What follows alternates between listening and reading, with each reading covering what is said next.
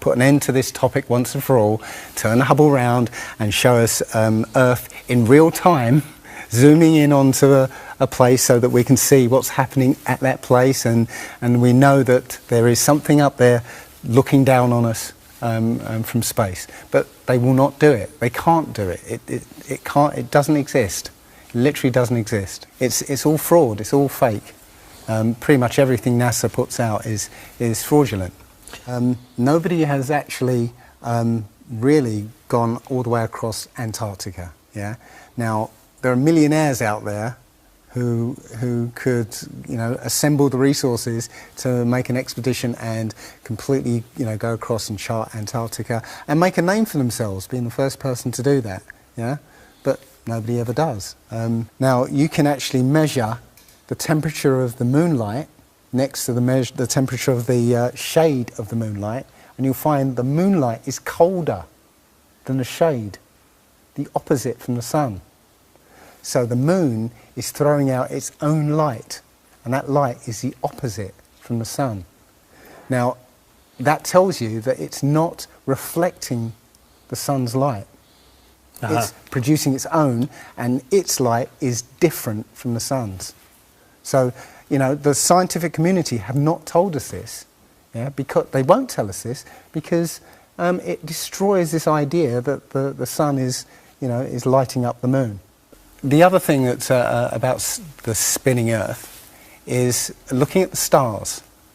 Now, directly above the axis of spin is the pole star, Polaris, okay, directly over the North Pole. And we're told that the reason that all the stars spin around the North Star is because the Earth is spinning at 1,000 miles an hour. Okay, seems to make sense because if you put a long exposure camera pointing at the North Star, you'll see the stars will make perfect circles around, perfect star trails. The only problem is the Earth is also orbiting the Sun at 67,000 miles an hour. Okay, the Sun is moving, dragging the Earth and all the planets up that way or that way at 600,000 miles an hour. So why do we see perfect circles? You know, because that's the slowest speed, that's slowest motion in that mix, and yet the Earth is moving 67 times faster that way and 600 times faster that way. So you should see the stars do all sorts of strange motions, but you don't. You only see them make these perfect circles. That tells me that it's the stars that are moving, not the Earth. If a pilot is flying around the curve of the Earth, then he should be dipping the nose down every 5 minutes. He should be dipping the nose down to stay around the curve. But the thing that really got me interested was, as you say, the gyroscope. In a plane there is a artificial horizon, okay, and it's based on a gyroscope. And if you spin a gyroscope on a surface, it will want to stay upright. You can twist and tilt the surface as much as you like, the gyroscope will stay upright. So if a plane has a gyroscope and it starts following the curve of the Earth, the gyroscope would stay upright, which means the artificial horizon will start to roll backwards. But it doesn't. That's absolute proof that a plane flies over a flat surface rather than a curved one. Because I asked the pilot on my last flight, you know, do you ever notice the artificial horizon rolling backwards? He said, no, but the artificial horizon has complex electronics in it to make sure it knows where it is on the Earth and it compensates. But I went to the manufacturer of the artificial horizon and they confirmed to me that it's completely mechanical, nothing electronic in it whatsoever. So it's literally just a gyroscope that can freely move. So that right there is proof to me that you know, planes fly over a plane. The problem is that we're taught as children, you know, this ball Earth lie, and You know, you might ask as a child, you know, what about the people in Australia? You know, they're standing on the bottom of the globe, won't they fall off? And your teacher says, no, gravity. And you go, oh, okay. And you never go back to that question. But when you go back to it as an adult and start looking at it with a critical eye, right, the whole thing falls apart. As you say, the globe is spinning at 1,000 miles an hour. Neil deGrasse Tyson, who's a leading astronomer in America, tells us that the Earth is not a perfect circle, it is actually an oblate spheroid, it's squashed and wider at the equator. Yeah? So, Znači, po-stesnet je na polovite, a po-širok je na ekvatorot. exactly. So my question to him would be, why is there land at the equator? Because water will move more readily than rock. So if the Earth is spinning, the water will be collected at the equator. I mean, if you spin a wet tennis ball, okay, you spin a wet tennis ball, the water shoots off at the equator, essentially. So all the water will be gathered around the equator. So why is there land at the equator? Doesn't make any sense. It seems like Admiral Byrd found the edge of the dome, okay, while he was out there. And as soon as he left there, they started firing missiles straight up, I believe, to try and test how far that dome went. If you watch the trajectory of the space shuttle, it doesn't go straight up. It always goes in a curve and out to sea. Yeah, and if you see it, Why is that? well, because Is it normal to go straight up, Well- as fast as he can to go out of the atmosphere? I've been talking to a few people in sort of the scientific community, and they'll say, no, straight up isn't the right way to go.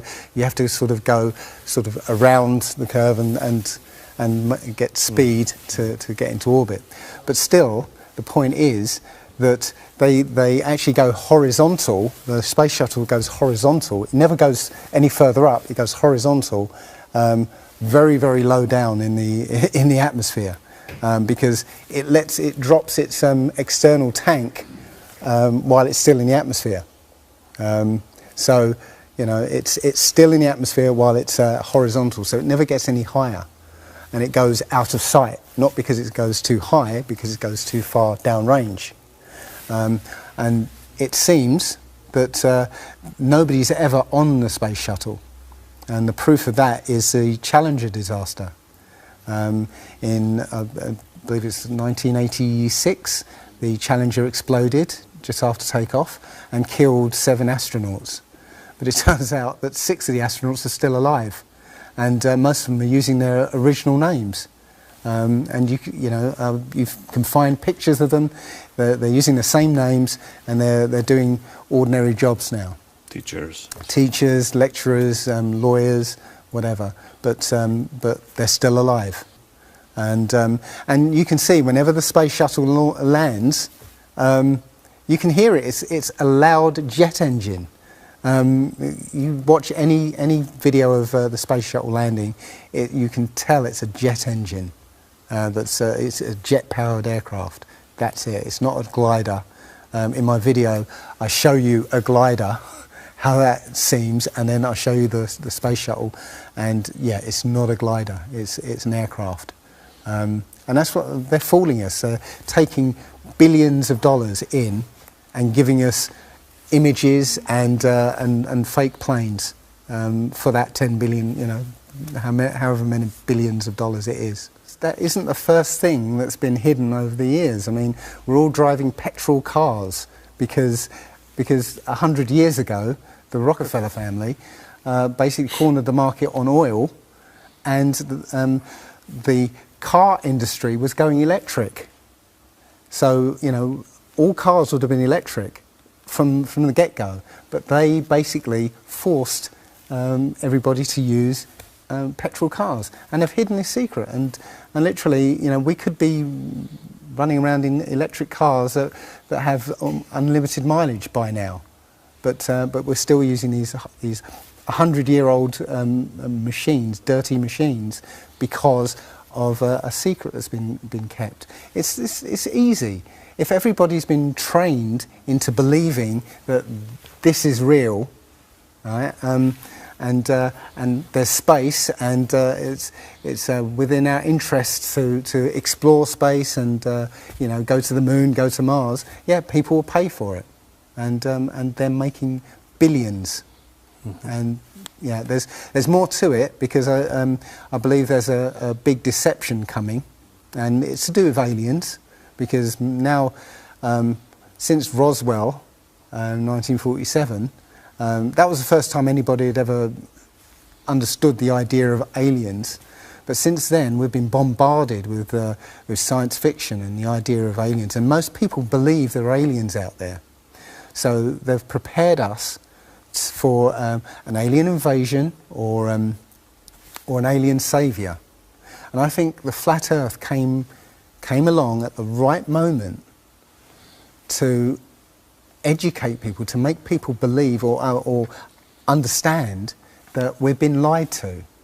And if you know, as I know in my heart now, that that is real and this isn't, I will not be fooled by aliens coming, because there are no aliens. There's no space.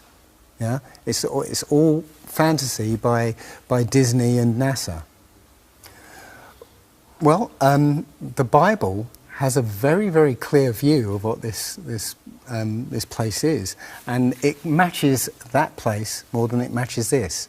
Okay, and what it says is the great deep is under it, just water. It's just deep water, and above the firmament is water. And it says in Genesis that he separated the water below from the water above, and made a space, and then made dry land appear out of the water.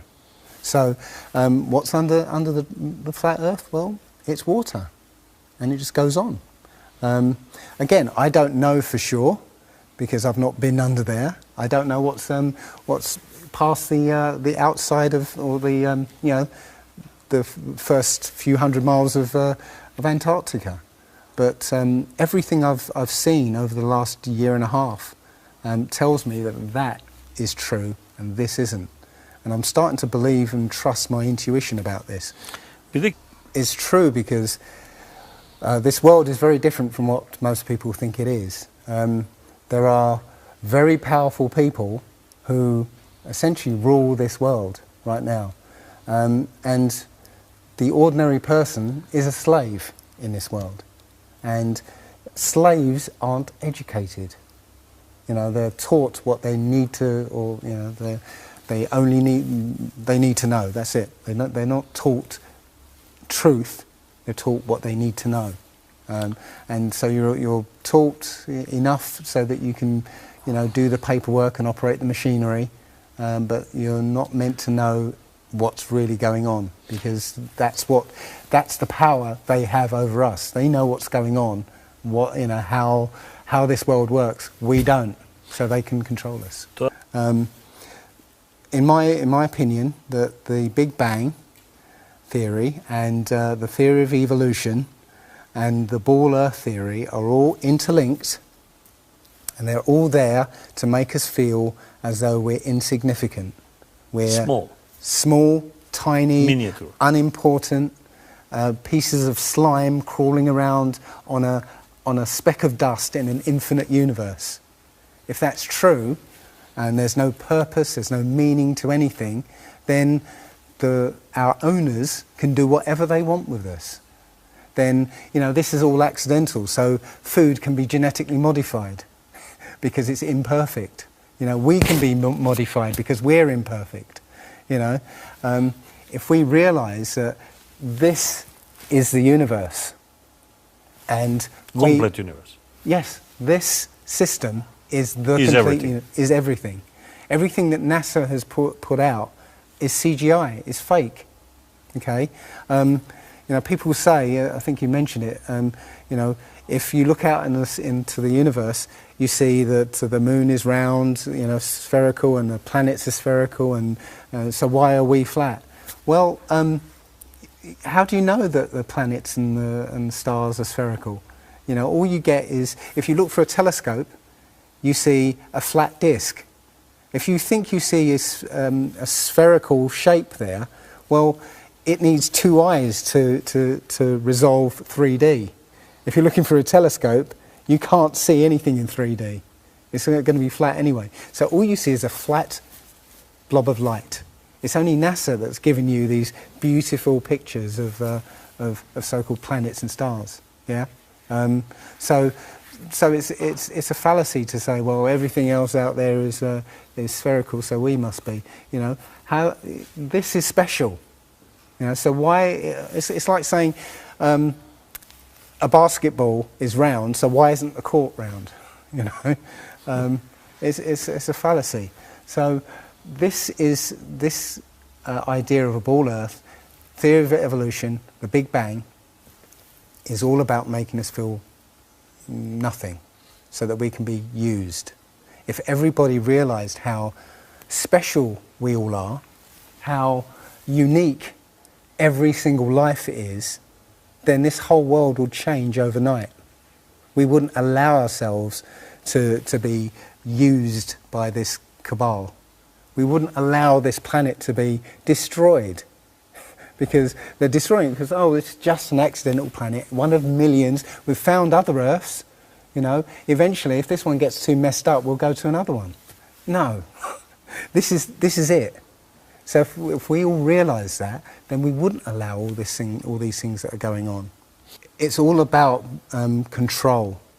There are a small group of people who want to control the world, and because there's so many of us out there, you know, they can't control us directly. They can't, you know, this small group of people can't, you know, come round to all of us and control us directly. So they must use our own minds, our own hearts and minds against ourselves.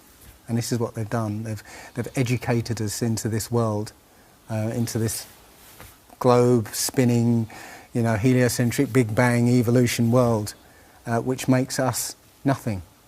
And as soon as we change that, this is amazing, because when I first started looking, it was about 1.5 years ago, I looked on YouTube and there were maybe about 100 videos, not even that probably, and nobody was talking about it, right?